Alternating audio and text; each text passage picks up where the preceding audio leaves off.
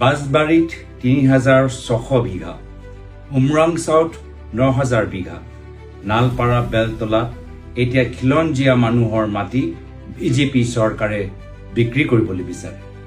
কাৰ বাবে? উদ্যোগ বহাবলৈ। ঠিক আছে, অসমত উদ্যোগ লাগে, কিন্তু খিলঞ্জীয়া জনগোষ্ঠীৰ মানুহৰ মাটি কিয়? বিজেপি চৰকাৰৰ মন্ত্ৰী বিধায়কসকলৰ পৰিয়ালৰ যে হাজাৰ হাজাৰ বিঘা মাটি আছে, সেইখিনি মাটি তেওঁলোকে বিক্ৰী কিয় নকৰে? মুখ্যমন্ত্ৰী মন্ত্ৰীৰ পৰিয়ালৰ মাটিৰ য'ত তেওঁলোকে ৰিজৰ্ট বনাইছে, বাগান বহাইছে, সেইখিনি মাটি তেওঁলোকে উদ্যোগৰ কাৰণে কিয় ব্যৱহাৰ নকৰে? মাত্ৰ বিভিন্ন জনগোষ্ঠী জনজাতিৰ মানুহৰ যি বছৰে বছৰে ধৰি তেওঁলোকৰ পৰিয়ালত বসবাস কৰিছিল, সেইখিনিয়ে মাটি কিয় পাইছে? বাৰম্বাৰ খিলঞ্জীয়া মানুহৰ অধিকাৰৰ বাবে প্ৰাক্তন চৰকাৰে ফৰেষ্ট ৰাইট এক্ট আনিছে, 6 শেডিউল আনিছে।